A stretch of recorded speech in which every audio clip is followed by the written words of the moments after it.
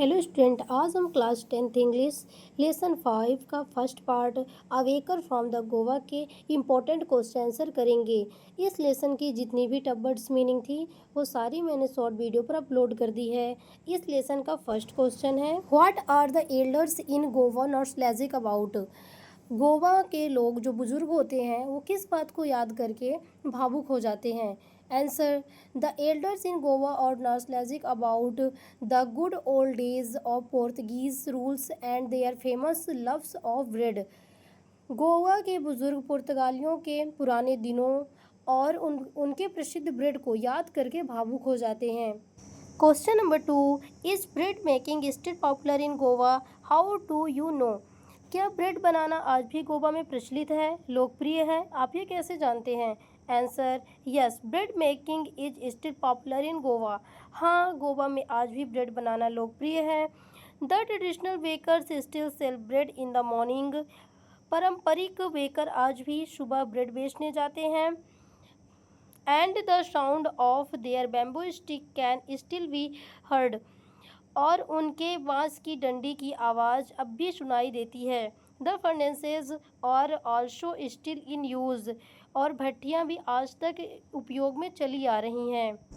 Question number 3, what is the baker called. Baker को क्या कहा जाता है। Answer, the bakers is called a pader in a Goa. Baker को गोवा में पैडर कहा जाता है।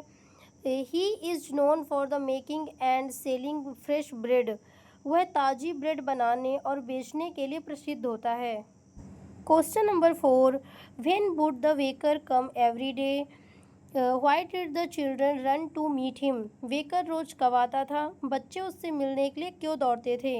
Answer, the baker would come twice a day, the children ran to meet him because they love to buy and eat a sweet bread bangles. Baker दिन में 2 बार आता था।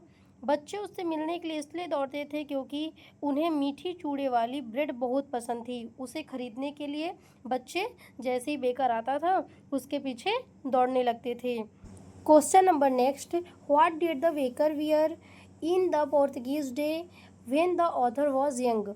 Portuguese day पर बेकर क्या पहनते थे और जब वो यंग थे तब वो क्या पहनते थे। इस क्वेश्चन में 2 क्वेश्चन पूछे गए हैं। तो फर्स्ट का आंसर है, in the Portuguese day the baker wore a long dress called कवई।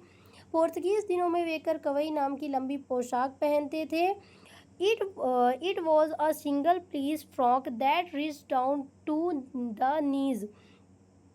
यह एक टुकड़े की फ्रॉक जैसी पोशाक थी जो उनके घुटने तक आती थी।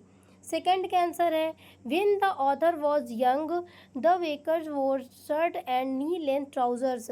जब लेखक छोटे थे तब बेकर शर्ट और घुटने तक पैंट पहना करते थे। Question number next, who invite the comment he is dress like a pader why. किस पर टिप्पणी की जाती थी कि इसने पैडर जैसी पोशाक पहनी है और क्यों।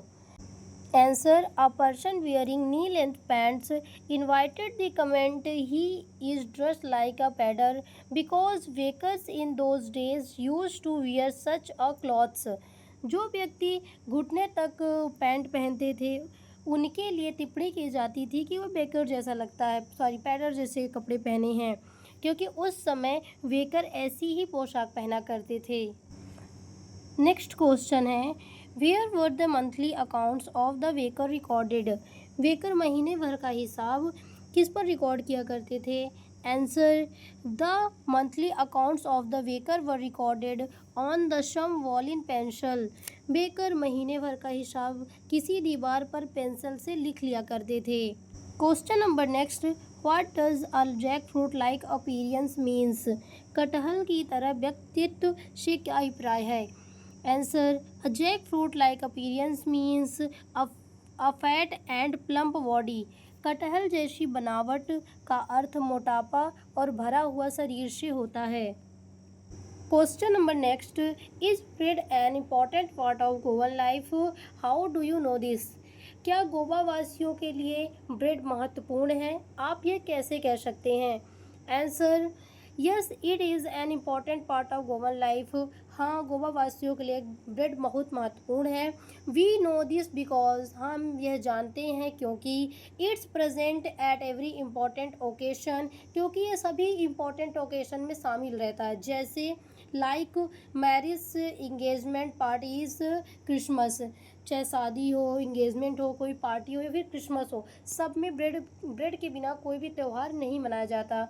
इसलिए हमें लगता है कि ब्रेड गोवा वासियों के लिए बहुत ज़्यादा इम्पॉर्टेंट है।